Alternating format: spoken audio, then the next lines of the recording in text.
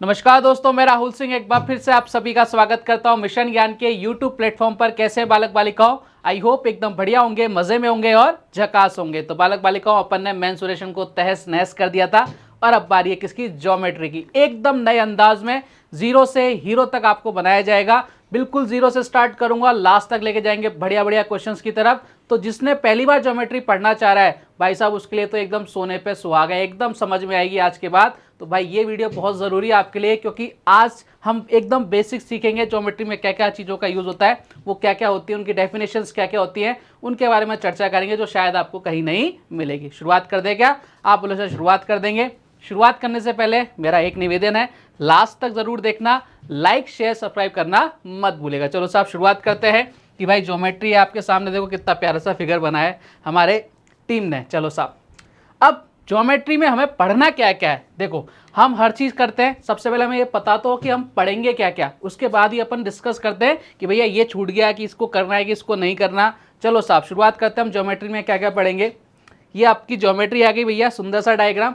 Geometry में सबसे पहले चीज़ पढ़ेंगे अपन लाइन यानी रेखा। क्लियर कहानी? आप बोलो सर एकदम बढ़िया। जब अपन लाइंस को समझ जाएंगे उसके बाद अपन किस पर आएंगे? अपन आएंगे एंगल पर। जब अपन लाइन और एंगल दोनों समझ जाएंगे फिर अपन आएंगे ट्राइंगल पर। जब रेखा, कोण और त्रिभुज तीनों हमारे पल्ले पड़ गए उसके बाद अपन पढ़ेंगे क्वाड्रिलेटर यानी चतुर्भुज। और ये जब सारी जब अपन पढ़ लेंगे उसके बाद अपन क्या पढ़ेंगे भाई साहब? सर्कल यानी वृत्त। और आप कई लोग बोलेंगे सर हमने ट्राइंगल, क्वाड्रिलेटर और वृत्त यानी सर्कल, ये तीनों चीज़ें मेंसुरेशन में भी पढ़ी थी। मैंने कहा बिल्कुल पढ़ी थी, उनका यहाँ भी यूज़ होगा। कुछ बातें दोनों में बहुत कॉमन रहती है तो दोनों से मिलकर क्वेश्चंस बन के आते हैं, तो इसलिए आपको जो वहाँ पे पढ़ा था उसको यहाँ पे याद रखना पड़ेगा। बात क्लियर है क्या? आप बोलोगे सर एकदम क्लियर। चलिए साहब शुरुआत करते हैं किसके साथ? रेखा के साथ यानी लाइन के साथ। अब देखो हमें कोई लाइन बनानी है, कोई रेखा बनाना है, वो कैसे बनेगी? दुनिया में कोई भी आपकी ज्योमेट्री का कोई भी फिगर हो भैया, उसको बनाने के लिए सबसे पहले हमें जिस चीज़ की ज़रूरत पड़ती है वो होता है पॉइंट यानी बिंदु। वो क्या होता है, क्या उसकी डेफिनेशन होती है, सबसे पहले वो समझते हैं भैया। अगर मैं आपसे बात करूं, पहली बात ये देखो कितना प्यारा सा डायग्राम है, आप बोलो सर एकदम बढ़िया डायग्राम है। अगर मैं आपसे बात करूं कि भाई साहब हमारे पॉइंट क्या होता है यानी बिंदु क्या होता है, तो भैया बिंदु क्या होता है? एक ऐसा फिगर होता है जिसकी कोई आकृति नहीं होती, ना कोई माप होती, आप बिंदु को कभी नाप नहीं सकते, उसको बोलते हैं बिंदु। लेकिन इसका होना बहुत ज़रूरी है क्योंकि ये आपके किसी भी फिगर का क्या होता है? जन्मदाता होता है। पहला फिगर यहीं से ही बनता है। आप पॉइंट ही रखते हो सबसे पहले, उसके बाद अपन फिगर बनाना स्टार्ट करते हैं। तो भैया आप समझ गए क्या? आप बोलो सर एकदम समझ गए। सुंदर सी राइटिंग में लिख दूँ? बोले साहब लिख दो। ये लो साहब, जिसकी कोई आकृति ना कोई माप होती है उसे क्या बोलते हैं? बिंदु बोला जाता है। बात क्लियर? आप बोलो सर फिगर कैसा होता है? मैंने कहा साहब ऐसा होता है फिगर, ये आपके सामने निकल के आया है बिंदु भाई साहब। बात क्लियर है क्या? अब देखो क्या होता है, बिंदु हम सीख गए। हम बिंदुओं को मिला दें, बहुत सारे बिंदुओं को मिला दें, फिर एक लाइन बन जाती है, एक रेखा बन जाती है, उसको अपन लाइन बोलते हैं। यानी अनंत बिंदुओं से घिरी जो आकृति होती है उसको क्या बोलते हैं? अपन रेखा बोलते हैं यानी लाइन बोलते हैं। बात क्लियर है क्या? आप बोलो सर सुंदर सी राइटिंग में लिखो। मैंने कहा ये लो साहब, अनंत बिंदुओं के बीच की दूरी को क्या बोलते हैं? रेखा बोलते हैं। बात क्लियर है क्या? रेखा में कोई आपसे पूछ ले कितने पॉइंट्स होते हैं, बोले बहुत सारे पॉइंट्स होते हैं। अब फिगर की बात करें, रेखा हाजिर हो, ये लो साहब रेखा आपके सामने हाजिर हो गई। अब अपन बात करते हैं लाइन सेगमेंट यानी रेखाखंड की। देखो ये पॉइंट हो गया, ये आपकी रेखा हो गई। अगर मैं इस रेखा पर दो पॉइंट्स ऐसे बना दूं, सी और डी कहीं भी बना सकता हूं, उनके बीच की जो डिस्टेंस होगी ना उसको अपन क्या बोलेंगे? लाइन सेगमेंट यानी रेखाखंड। बात क्लियर है क्या? सुंदर सी राइटिंग में देखते हैं भैया, जो मैं कहना चाह रहा हूं, मैं आपसे ये कहना चाह रहा हूं, किसी रेखा के दो बिंदुओं के बीच का जो डिस्टेंस होता है उसे क्या बोलते हैं? अपन रेखाखंड बोलते हैं। बात क्लियर? अब बात करते हैं डायग्राम की। मैंने कहा डायग्राम तो भैया अपन से बढ़िया कोई नहीं बना सकता। ये लो साहब, ये आपकी लाइन्स ए और बी एक लाइन है, उसका लाइन सेगमेंट कौन सा है? C D. इन दोनों के बीच की जो डिस्टेंस होगी उसको अपन बोलेंगे रेखाखंड। बात क्लियर है क्या? देखो बहुत छोटी छोटी चीज़ें से मिलकर बहुत अच्छे क्वेश्चंस बनते हैं। अगर आपको छोटी बातें नहीं पता, कोई आपसे पूछ ले तो भाई आप इधर उधर मुंह देखते रह जाओगे कि भाई हमें तो पता ही नहीं, हम डायरेक्ट क्वेश्चन करके आते हैं। तो भाई आपको ये सारी चीज़ें पता होनी चाहिए, ठीक है? आप बोलोगे सर एकदम बढ़िया। अब हमने सारी चीज़ें पढ़ ली, इसके बाद अपन बारी आती है किरण की। रेखा पढ़ ली, अब अपन पढ़ रहे हैं किरण को। आ जाओ साहब, किरण क्या होती है? देखो किरण एक ऐसी लाइन होती है जिसका हमें स्टार्टिंग पॉइंट पता होता है और वो कहाँ तक जाएगी वो हमें नहीं पता होता। जैसे तीर की बात करें ना, स्टार्ट पता होता है लेकिन कहाँ तक जाएगा वो हमें पता नहीं होता, उसको बोलते हैं अपन किरण। इंग्लिश में बोलते हैं रे, ठीक है? बोलते हैं ना रे ऑफ सक्सेस, ठीक है? जिसके आरंभिक बिंदु पता हो पर अंतिम बिंदु का पता ना हो, उसका क्या बोलते हैं, किरण बोलते हैं, यानी रे बोलते हैं। कैसा फिगर होता है? मैंने कहा फिगर तो भैया ऐसा होता है, देखो ध्यान से, यहाँ से देखो इसका पॉइंट पता है, स्टार्टिंग पॉइंट, लेकिन ये कहाँ तक जाएगी ये हमें नहीं पता। बात क्लियर है क्या? इसमें बहुत प्यारी सी बात होती है क्या, कि अगर मैं एक पॉइंट से मुझे बताना हो कितनी किरण खींच सकता हूँ, कितनी आपकी रे बना सकता हूँ, बोले सर कई सारी बना सकते हो। मैं एक पॉइंट लगाऊं और वहाँ से मैं एक बार ऐसे खींच दूँ, एक ऐसे खींच दूँ, एक ऐसे खींच दूँ, एक ऐसे खींच दूँ, एक ऐसे खींच दूँ, मैंने कितनी सारी खींच सकता हूँ, नहीं गिन सकता। यानी आपको एक नोट लिखना पड़ेगा कि भाई साहब एक पॉइंट से हम बहुत सारी यानी अनंत क्या खींच सकते हैं, किरण यानी आपकी रे बना सकते हैं। बात क्लियर है क्या? आप बोलो सर एकदम बढ़िया है। अब इस नोट को मैं क्या लिख देता हूँ, सुंदर सी राइटिंग में लिख देता हूँ, देखो ध्यान से, कि एक बिंदु से अनंत किरणें खींची जा सकती हैं। अब डायग्राम, मैंने कहा डायग्राम, ये देखो पॉइंट हो गया, इससे मैं बहुत सारी क्या खींच सकता हूँ, आपकी किरणें खींच सकता हूँ।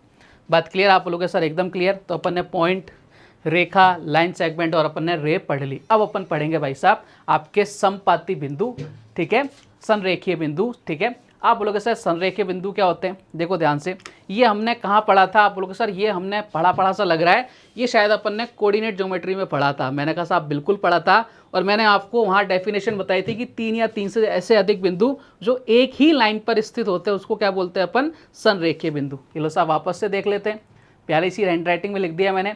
3 या 3 से अधिक बिंदु एक रेखा पर स्थित होते हैं तो भाई वो क्या कहलाता है? संरेखीय बिंदु कहलाते हैं। बात क्लियर है क्या? आप बोलोगे सर एकदम क्लियर है, किसी प्रकार का कोई दिक्कत मन में नहीं है। अब डायग्राम की बात कर लेते हैं, देखो ध्यान से, ये कम से कम 3 बिंदु होने चाहिए एक लाइन पर। कम से कम कितने बिंदु होने चाहिए? 3। ज़्यादा कितने भी हो सकते हैं, लेकिन कम से कम 3 होने चाहिए। तो अगर एक ही लाइन में हैं तो भाई साहब वो क्या कहलाएंगे? आपके संरेखीय बिंदु कहलाएंगे, कोलिनियर पॉइंट्स कहलाएंगे। इंग्लिश का नाम विशेष रूप से याद रखना है इन चीज़ों का, ठीक है। चलिए संरेखीय पढ़ लिए, अब असंरेखीय भी पढ़ लेते हैं भैया। नॉन कोलिनियर पॉइंट यानी ऐसे बिंदु, ऐसे 3, कम से कम 3 होने चाहिए, ऐसे कम से कम 3 बिंदु जो एक ही लाइन पर स्थित ना हो, यानी ऐसे एक लाइन पर स्थित नहीं होने चाहिए, उनको अपन क्या बोलेंगे? उनको बोलेंगे असंरेखीय बिंदु। बात करते हैं सर डेफिनेशन बताओ सुंदर सी राइटिंग में। मैंने कहा ये लो साहब, 3 या 3 से अधिक बिंदु एक रेखा पर स्थित ना हो तो उसको क्या बोलते हैं? असंरेखीय बिंदु कहलाते हैं। और भैया ये उनका डायग्राम आ गया।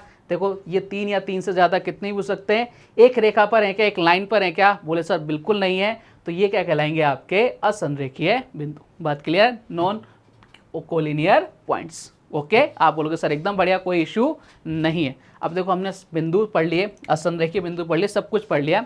अब अपन बात करते हैं लाइंस की, कि हमें कौन कौन सी लाइंस पढ़नी है, ठीक है। ये बहुत ज़रूरी चीज़ें हैं पाले बारह बालिकाओं। मैं चाहता तो मैं आपको डायरेक्ट क्वेश्चन से स्टार्ट कर सकता था, लेकिन मैं आपका बेस स्ट्रॉन्ग करना चाहता हूँ कि आपको हर एक छोटी चीज़ पता हो ज्योमेट्री से रिलेटेड, कि भाई यहाँ पर इसको ये बोलते हैं, ये होता है, ये होता है। आगे जाके आपके मन में कोई भी डाउट नहीं रहना चाहिए, ठीक है। आप बोलोगे सर एकदम बढ़िया।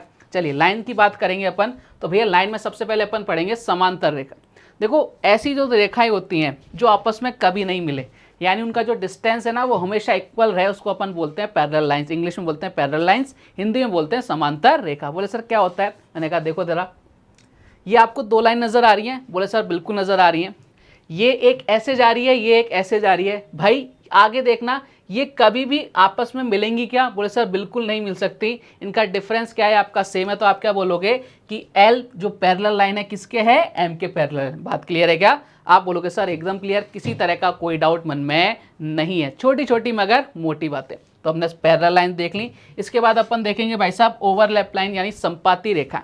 वो क्या होती है? ओवरलैप का मतलब क्या होता है कि एक लाइन दूसरी लाइन को पूरी तरह उसकी तरह ऊपर संपाती हो जाए, उसके ऊपर पूरी तरह से आरोपित हो जाए, उसको अपन बोलते हैं भाई साहब संपाती रेखा, यानी ओवरलैप लाइंस। क्या होता है? देखो ध्यान से, वे रेखाएं जो एक दूसरे पर अध्यारोपित हो जाएं, मतलब हमें दूसरी लाइन दिखाई ना दे, उसके ऊपर पूरी तरह से अध्यारोपित हो जाए, उसको क्या बोलते हैं अपन? संपाती रेखा बोलते हैं, ओवरलैप लाइंस बोलते हैं। देखो ध्यान से, ये आपके पास एक बड़ी वाली लाइन है, उसके ऊपर ये छोटी वाली लाइन है। क्या आपको ऐसा नजर आ रहा है कि दोनों लाइन अलग अलग है? बोले सर नहीं नजर आ रहा। आपको कैसा नजर आ रहा है कि ये दोनों लाइन ही कैसी हैं? एक जैसी हैं, एक के ऊपर अध्यारोपित हैं, इसलिए इनको क्या बोलेंगे? ओवरलैप लाइंस बोलेंगे। बात क्लियर है क्या? आप बोलोगे सर एकदम क्लियर है। चलिए अब बात करते हैं प्रतिच्छेदी रेखाओं की। प्रतिच्छेदी रेखाएं कौन सी रेखाएं होती हैं भाई? ऐसी तो लाइंस होती हैं जो आपस में किसी पॉइंट पर एक दूसरे को काटती हैं, एक दूसरे से मिलती हैं। उन 2 लाइंस को क्या बोलते हैं? प्रतिच्छेदी रेखाएं बोलते हैं। चलो साहब देखते हैं क्या होती हैं। देखो सबसे पहले सुंदर सी राइटिंग मैंने आपके सामने लिख दिया। इसके बाद अपन बात करते हैं डायग्राम की। ये जो डायग्राम आ गया आपके सामने, ये दो लाइंस हैं, बोले सर बिल्कुल नजर आ रही हैं। ये किसी बिंदु पर यानी इस बिंदु को बोल दिया एम, इस पर मिल रही हैं, यानी इन दोनों लाइंस को क्या बोलेंगे अपन, प्रतिच्छेदी रेखाएं। बात क्लियर है क्या? आप बोलोगे सर एकदम क्लियर। आगे की तरफ प्रस्थान करते हैं भैया। क्या कह रहा है अगला? हमने प्रतिच्छेदी लाइन पढ़ ली, अब पढ़ेंगे अपन लंबवत यानी परपेंडिकुलर लाइंस। क्या होती हैं भैया? लंबवत रेखाएं क्या होती हैं? ऐसी दो रेखाएं होती हैं जो आप आपस में एक दूसरे को 90 डिग्री के एंगल पर काटती है, उसको क्या बोलते हैं? लंबवत रेखाएं। बोले सर फिगर बताओ। मैंने कहा ये लो साहब, फिगर तो अपना एकदम शानदार बनाते हैं अपन। ये देखो दो लाइंस हैं एल और एम, एक दूसरे को कहाँ काट रही है? 90 डिग्री का एंगल बनता है, इसको बोलते हैं लंबवत रेखा यानी परपेंडिकुलर लाइंस। बात क्लियर है क्या? आप बोलोगे सर एकदम क्लियर है। तो भैया अपन ने सारी लाइनें पढ़ ली, एक बची आपकी त्रियक रेखा है, वो बहुत ज़रूरी है आपके लिए। उस पर बहुत सारे क्वेश्चंस बनते हैं। एंगल जब अपन पढ़ने जाएंगे ना, वहाँ पे त्रियक रेखा बन के आएगी आपके सामने। क्या होती है त्रियक रेखाएं? देखो त्रियक रेखा एक ऐसी लाइंस होती हैं कि दो आपकी पैरेलल लाइंस हैं, उनको एक तीसरी लाइन इस तरह से काट दे तो भाई उस लाइन को क्या बोलते हैं अपन? त्रियक रेखाएं। बात क्लियर? बोले सर बिल्कुल क्लियर है। देखो ध्यान से, जब दो समांतर रेखाओं को एक रेखा काटे, उस रेखा को अपन क्या बोलते हैं? त्रियक रेखा। और इस फिगर को अपने माइंड में फिट कर लेना, इस पर कई सारे क्वेश्चंस बनेंगे। जब अपन एंगल्स पढ़ने जाएंगे ना, वहाँ वापस से फिगर बन के सामने आएगा, और जो आपके एंगल्स बनेंगे वो उसके बारे में बाद में चर्चा करेंगे, लेकिन ये फिगर आपके सामने बनकर आने वाला है। तो इस बात को ध्यान रखना कि ये त्रियक रेखा है। क्या होती है? समझ गए ना? आप बोलोगे सर एकदम समझ गए। अब बात करते हैं, अगर मेरे मुँह से निकल गया कि भैया एंगल बोले तो कोण, तो आपके मन में प्रश्न आना चाहिए, क्वेश्चन उठना चाहिए कि भाई ये एंगल्स क्या होते हैं, कैसे होते हैं। देखो अगर मैं आपसे डेफिनेशन की बात करूं, तो आप में से कोई है जो बता सकता है कि एंगल्स क्या होते हैं, उनकी डेफिनेशन क्या होती है? आपको एंगल्स तो पता होंगे कि 90 है, 45 है, ये कितने का है, फलाना का है, डिमका का है, लेकिन शायद आप में से कई सारे लोग होंगे जिनको डेफिनेशन पता ना हो कि एंगल की डेफिनेशन क्या होती है। हमने रे पढ़ी थी, किरण पढ़ी थी। देखो जब दो किरण, ये बहुत इंपॉर्टेंट चीज़ बताने जा रहा हूँ मैं आपको, ये शायद आपको नहीं पता होगी कि भाई जब दो किरण जिनका ओरिजिन पॉइंट एक यानी मूल बिंदु एक वहीं से स्टार्ट हो, लेकिन अलग अलग डायरेक्शन में जाएं, तो उनके बीच का जो एंगल बनता है उसको अपन क्या बोलते हैं? कोण बोलते हैं। बात क्लियर है क्या? आप बोलोगे सर एकदम क्लियर है, किसी तरह का कोई डाउट मन में नहीं है। देखो ध्यान से, आ जाओ साहब। दो किरणों से मिलकर बनी आकृति जिसका आरंभिक बिंदु एक ही हो और दिशा अलग अलग होती है, क्या कहलाता है? वो कोण कहलाती है। बात क्लियर है क्या? आप बोलो सर एकदम क्लियर। आरंभिक बिंदु को अपन शीर्ष यानी वर्टेक्स कहते हैं, ये तो आपको पता ही है। ठीक है, देखो क्या कहना चाह रहा था मैं आपसे, मैं ये कहना चाह रहा था प्यारे बालक बालिकाओं, ये दो रे हैं। बोले सर बिल्कुल ये दो रे हैं, दो किरणें हैं, इनकी ओरिजिन पॉइंट यानी आरंभिक बिंदु एक ही है। बोले साहब बिल्कुल है, लेकिन क्या है भाई साहब, इनकी दिशा यानी डायरेक्शन क्या है? अलग अलग है। ये इधर जा रही है, ये इधर जा रही है, और इनके बीच का जो एंगल बनेगा उसको क्या बोलते हैं भैया? कोण बोलते हैं। तो आज के बाद कोई पूछे तो बता दोगे क्या? बोले सर बिल्कुल बता देंगे। और फिर मैंने क्या बोला कि ये जिनका जो ओरिजिन पॉइंट जो होता है उसी को क्या बोलते हैं अपन? शीर्ष बोलते हैं या वर्टेक्स बोलते हैं। ये लो साहब, ये आपका क्या हो गया? वर्टेक्स हो गया। बात क्लियर? आप बोलोगे सर एकदम क्लियर। तो आज के बाद कोई आपसे पूछे तो भाई उसको बता ज़रूर देना कि भाई ये छोटी छोटी डेफिनेशन होती हैं और हमें इन सर ने पढ़ाई थी, इस प्लेटफॉर्म पे पढ़ाई थी, तो एक बार ज़रूर बता देना। ठीक है, चलो आगे बढ़ते हैं। अगर अपन ने एंगल पढ़ लिया, अब अपन पढ़ेंगे एंगल बाइसेक्टर यानी कोण अर्धक। ठीक है, चलो साहब देखते हैं क्या होता है। देखो कितना ज़बरदस्त मैंने आपके लिए बनाया। कोण समद्विभाजक, कोण अर्धक भी बोलते हैं इसको। क्या? ऐसी किरण जो कोण को दो बराबर इक्वल भागों में डिवाइड करती है उसको क्या बोलते हैं? कोण समद्विभाजक बोलते हैं। अब देखो साहब डायग्राम बना लेते हैं सबसे पहले। ये लो साहब डायग्राम आपके सामने हाजिर हो गया। ये आपके पास एक एंगल था, अब ये आपकी लाइन है ये OC। ये इस एंगल को मान लो, ये एंगल 120 डिग्री का था, 60 डिग्री का, जितने का भी था, ये एंगल मान लिया अपन ने 60 डिग्री का था। तो भाई साहब इसको क्या कर रहा है? दो बराबर पार्ट्स में डिवाइड कर रहा है। ये एंगल अगर टोटल 60 डिग्री का है तो ये कितने का होगा? 30 का। ये कितने का होगा? 30 का। और ये जो OC जो लाइन है ये क्या कहलाएगी? एंगल बाइसेक्टर लाइन कहलाएगी, कोण समद्विभाजक कहलाएगी। यानी एक कोण को दो इक्वल पार्ट्स में जो डिवाइड करता है उसको क्या बोलते हैं? एंगल बाइसेक्टर, कोण समद्विभाजक। बात क्लियर है क्या? आप बोलोगे सर एकदम क्लियर है। तो उम्मीद करता हूं जो अपन ने आज छोटी छोटी डेफिनेशन सीखी है, जो आपके बहुत काम आने वाली हैं, वो आपको समझ में आई होंगी। शायद ये चीज़ें आपको कहीं मिलेंगी भी नहीं। तो उम्मीद करता हूं कि आज का वीडियो आपको मज़ेदार लगा होगा। कल हम सीखेंगे एंगल, अपन ने देख लिया यहाँ तक, एंगल्स कितने टाइप के होते हैं, कैसे एंगल्स होते हैं, उनके बारे में चर्चा कल करेंगे विस्तार से। तो भाई कल वापस से मिलेंगे आपसे एंगल के साथ। तब तक अपना ध्यान रखिए, स्वस्थ रहिए, मस्त रहिए। जय हिंद, जय भारत, धन्यवाद।